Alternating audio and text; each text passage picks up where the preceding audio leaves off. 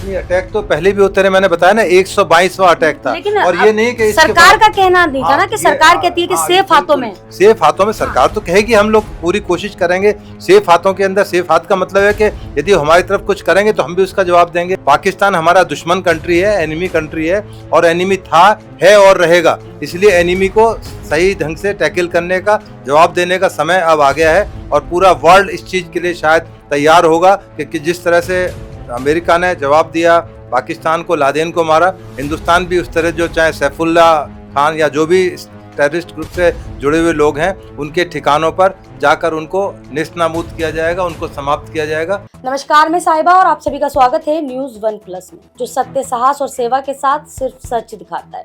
देखिए, फिर हाजिर हैं हम आपके साथ एक नई स्टोरी के साथ। आपको ये तो पता ही होगा, 2 दिन पहले कश्मीर में कितना बड़ा टेरर अटैक हो चुका है। उसके चलते आज पूरा भारत रोष में है, परेशान है। और एक तरफ भारतीय जनता पार्टी जिस तरह से कहती थी कि अब भारत देश सेफ हाथों में है, लेकिन वो सेफ्टी कहाँ गई? सवाल तो सरकार पर भी उठ रहे हैं कि वो सेफ्टी कहाँ चली गई। इसी के चलते हम बात करने पहुंचे हैं यहाँ पर एसीपी वेद भूषण जी से, जो दिल्ली पुलिस महासंघ के प्रेसिडेंट भी हैं और पूर्व एसीपी भी हैं। उनको भले भांति पता होगा कि इस मुद्दे से जुड़ी क्या क्या बातें ठीक हैं। उनसे बात करते हैं। सर, आपने ये तो देखा ही होगा कश्मीर में कितना बड़ा टेरर अटैक हुआ है। देखिए, 27 से 29 लोगों की जान चली गई। देखिए, जब से आज़ाद हुआ है हिंदुस्तान, उसके बाद से ये 122वां अटैक है जिसमें पाकिस्तानी टेररिस्ट या पाकिस्तान के नागरिक इन्वॉल्व रहे हैं हिंदुस्तान के अंदर टेररिस्ट एक्टिविटीज़ करने के लिए, क्राइम करने के लिए।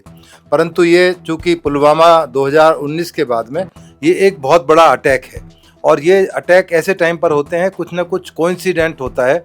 जिस तरह अब ये कोइंसिडेंट ये था कि मोदी जी गए हुए थे सऊदी अरब, जो कि मुस्लिम्स का गढ़ माना जाता है। उसके अलावा वक्फ कानून आया है, तो उसमें भी बहुत सारे इंटरनेशनल लेवल पर इंडिया के अंदर बहुत सारी कंट्रोवर्सीज हैं कि वक्फ एक्ट ठीक है, गलत है। वो एक पार्लियामेंट द्वारा पास किया हुआ कानून है, जो कि आज नहीं तो कल लागू होना है। सुप्रीम कोर्ट के अंदर वो मामला विचाराधीन है। परंतु ये जो अटैक है, कहीं ना कहीं बहुत सारे सवाल छोड़कर जाता है, क्योंकि इसमें कुछ अनयूजुअल चीज़ें हैं। टेररिस्ट अटैक पहले भी बहुत हुए, पुलवामा जैसे मैंने बताया, उससे पहले भी काफ़ी बड़े अटैक हुए। परंतु ये कहीं ना कहीं उन अटैक से अलग है, क्योंकि इसमें जिस तरह से पूछा गया कि आप अपना धर्म बताइए, या उनको कलमा पढ़ने के लिए कहा गया, तो और महिलाओं को नहीं मारा गया, और केवल पुरुषों को इसमें अटैक किया गया। जितने भी हैं, उनकी सबकी वाइफ या उनकी फ्रेंड्स जो थी, वो सब सरवाइव कर रही हैं। वो इसलिए करा गया है जिससे कि वो जाके बता सके कि हम कितना खतरनाक तरीके से सरंजाम दे सकते हैं हिंदुस्तान के अंदर इस तरह की वारदात करने के लिए। तो ये बहुत कीजिएगा, मैं आपकी बात को बीच में काट रही हूँ। इतना बड़ा अटैक करने के लिए बहुत सारी चीज़ें होना बहुत ज़रूरी होती हैं। क्या वहाँ पर 2000 से 25 लोग जिस स्पॉट पर थे, जो एंजॉय कर रहे थे, घूम रहे थे, क्या वहाँ पर कोई पुलिस प्रशासन नहीं थी? वहाँ पर कोई सेफ्टी नहीं थी? क्या ये सरकार के ऊपर सवाल नहीं बनते? बिल्कुल, वहाँ पर अभी लोकल इलेक्शन हुए हैं, जो वहाँ पर लोकल सरकार है, उसकी जिम्मेदारी थी लॉ एंड ऑर्डर को मेंटेन करने के लिए, जो पूरी तरह असफल रही है। क्योंकि बिना नागरिक जो वहाँ पर रहने वाले हैं, चाहे गांव के अंदर रहते हैं कश्मीरीज, या श्रीनगर के अंदर रहते हैं, या जम्मू के अंदर रहते हैं, वो कहीं ना कहीं उनकी मिली भगत के बिना इस तरह की चीज़ें संभव नहीं हो सकती, क्योंकि उसमें तमाम आर्म्स एंड एम्युनिशन इकट्ठा किया गया होगा। इन लोगों को कहीं ना कहीं पाकिस्तान के बॉर्डर से क्रॉस कर आए तो इनको कहीं छिपने के लिए भी जगह दी गई होगी। फाइनेंस का बहुत बड़ा मुद्दा है। हालांकि लश्कर तैयबा का जो आरएफ जो फैक्टर है, उन्होंने इस बारे में कुछ क्लेम किया है कि हमारी इसमें रेस्पॉन्सिबिलिटी, या हम लोगों ने कराया है। ये तो इन्वेस्टिगेशन और तमाम चीज़ें हैं, परंतु सरकार ने इसके लिए अब कमर कस ली है। और जिस तरह की न्यूज़ समाचार आ रहे हैं कि वहाँ पर जिस तरह से नदी का पानी रोका जाएगा या उनके डिप्लोमेटिक चैनल्स को कट ऑफ किया जा रहा है, तो सरकार पूरी तरह से मुस्तैद है। इवन प्राइम मिनिस्टर सऊदी अरब का दौरा छोड़कर तुरंत इंडिया वापस आ गए, और उसके अलावा होम मिनिस्टर जो अमित शाह जी हैं, वो भी उन्होंने वहाँ पर कैंप किया। जाते ही तुरंत वहाँ पर हेलीकॉप्टर से पहुंचकर तमाम चीज़ों का जायजा लिया। तो ये सब चीज़ें संज्ञान में की जा रही हैं, और पाकिस्तान को एक मैसेज दे दिया गया है, बल्कि हिंदुस्तान नहीं पूरे अमेरिका और इजराइल और तमाम कंट्रीज ने एक बहुत स्ट्रांग मैसेज किया है कि ये बहुत गलत एक्ट पाकिस्तान या उनके जो टेररिस्ट आउटफिट्स हैं उनके द्वारा किया गया है, क्योंकि वो लोग इस चीज़ का दंश झेल रहे हैं। इजराइल ने आप देखा कि किस तरह से उस चीज़ का दंश झेला। तो सबसे पहली प्रतिक्रिया वहीं से आई। वहाँ के वाइस प्रेसिडेंट जो मिस्टर वैंस हैं और उनकी पत्नी उषा वैंस इन दिनों हिंदुस्तान के दौरे पर थे, उन्होंने भी एयरपोर्ट पर जाते टाइम बहुत स्ट्रांग मैसेज दिया है। तो तमाम कॉर्नर से, और आप देख रहे हैं कि कश्मीर से लेके पूरे हिंदुस्तान में एक तरह से जलजला आ गया है। लोगों के अंदर बड़ा गुस्सा है, बड़ा रोष है।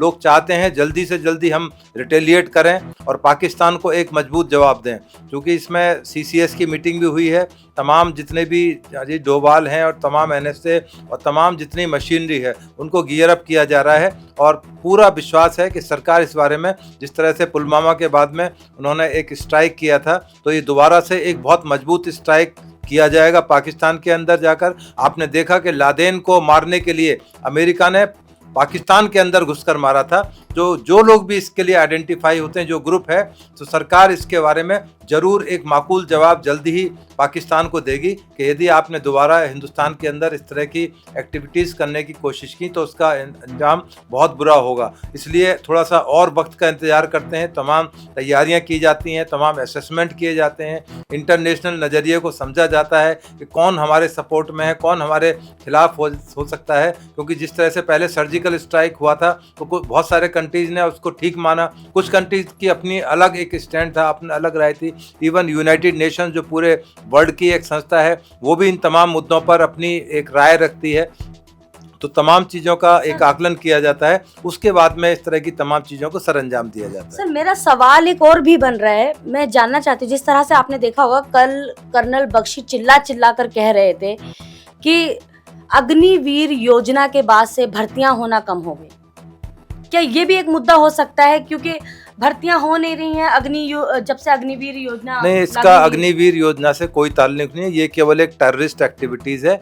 अग्निवीर पूरे वर्ल्ड में जो जहाँ पर इस तरह की वार है, इजराइल है, साइप्रस है, बहुत सारे कंट्रीज में सेम इसी तरह की पैटर्न पर भर्तियां होती हैं, और ये एक अच्छा कदम था सरकार का। इसका मतलब ये नहीं कि यदि हमारे फौज की संख्या कम हो जाए तो दूसरा कंट्री हमारे ऊपर अटैक कर दे या उनके टेररिस्ट आउटफिट कर लें। वो एक बिल्कुल ही एक नौकरी से जुड़ा हुआ संबंध उसका है अग्निवीर योजना से। इसका जो रेगुलर जो हमारी आर्मी, नेवी और एयरफोर्स है, उससे इसका कोई ताल्लुक नहीं है। तो इसलिए अभी थोड़ा और धैर्य रखने की सबको ज़रूरत है कि इंतज़ार करें कि सरकार आने वाले समय में तमाम सोशल मीडिया, आप देख रहे हैं दिल्ली के अंदर तमाम डेमोन्स्ट्रेशन, तमाम तरह की चीज़ें हो रही हैं, मांग की जा रही है। जहाँ जहाँ उनके डेड बॉडीज आ रही हैं, उस स्टेट के जो CM है वहाँ जाकर मिल रहे हैं उनके परिवार से, उनको सांत्वना दे रहे हैं कि इसका सही जवाब देने का समय आने वाला है और जल्दी इसका सही जवाब। इसका खामियाजा कैसे भरा जाएगा? इसका खामियाजा इस तरह भरा जाएगा कि वहाँ पर देखो, एक वार के अंदर होता है all is fair in love and war,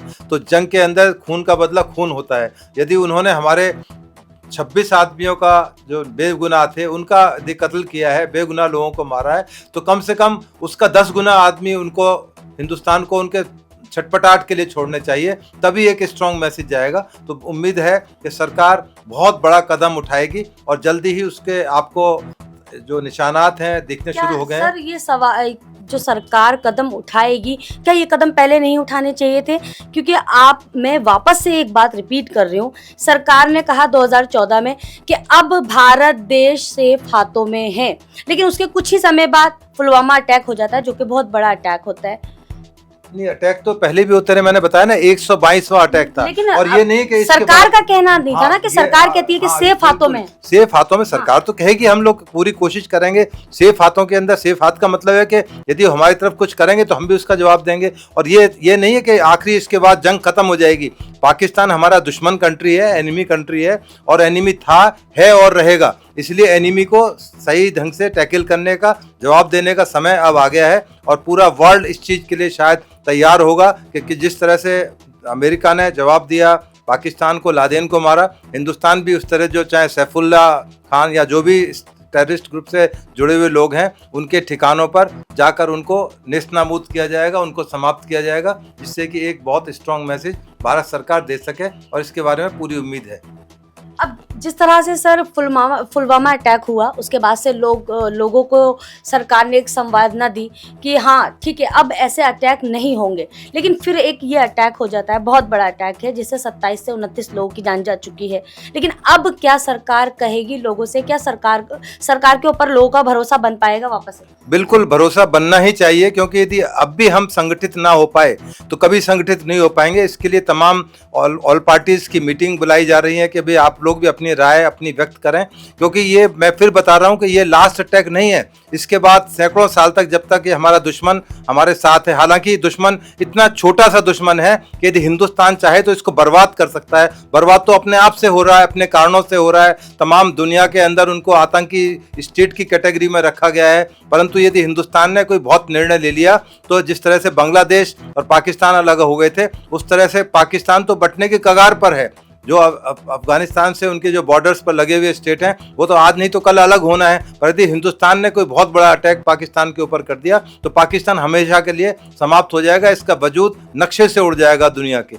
sir एक सवाल, मेरा अंतिम सवाल है, कहा जा रहा है बार बार कह रहे हैं कि नाम पूछा और फिर गोली मारी, ये सवाल बहुत उठ रहा है। लेकिन कश्मीर से एक वीडियो वायरल हो रही है एक महिला की जो हिंदू समुदाय की महिला है, वो कहती है ये बिल्कुल गलत है कि नाम पूछा और गोली मारी, क्योंकि कश्मीर के लोगों की भी जान गई है जो लोकल थे। हाँ, एक कश्मीरी था जो वहाँ पर जो हॉर्स राइडिंग के लिए लोग लेके जाते हैं वो भी उस फायरिंग के अंदर मारा गया है। परंतु चूंकि ये लोग तो बता रहे हैं जिंदा गवाह हैं, वहाँ पर जितनी भी लोग मरे हैं जो कैजुअलिटीज हुई हैं उसमें एक भी महिला नहीं मरी है। यही तो उनका मकसद था कि वो लोग जाके बताएं। एक जिंदा महिला बता रही है कि उन्होंने पहले धर्म पूछा, एक आदमी से पूछा कि आप कलमा पढ़ के सुनाइए, जब नहीं सुना पाए उसके पति जो है कलमा तो उसको गोली मार दी। इसका क्या मतलब निकाला जाए? इसका मतलब है घृणा फैलाना, हेटेड फैलाना, हिंदुओं से जो उनके प्रति दुर्भावना है उनके मन में वो रिफ्लेक्ट करना ही उनका उद्देश्य है, जिसमें वो अभी फिलहाल तो कामयाब हो गए। आने वाले समय में भारत सरकार उसका मजबूती से जवाब भी देगी। तो आपने देखा हमारे साथ थे एसीपी वेदभूषण जी, जिन्होंने अपनी बात को रखा। कश्मीर टेरर अटैक के ऊपर हमने बात की उनसे। उनका कहना है कि सरकार अब बड़े बड़े कदम उठा रही है, हालांकि ये कदम पहले उठाने चाहिए थे। 2000 से 2500 लोग वहां पर घूम रहे थे, वो घूमने फिरने की जगह है, बाहर विदेश के भी लोग थे और भी बहुत सारी कंट्री के लोग थे वहां पर, लेकिन कदम अब उठाए जा रहे हैं। कई सारे सवाल हैं जो सरकार पर भी उठ रहे हैं। देखिए इस खबर में तो बस इतना ही, तब तक के लिए नमस्कार।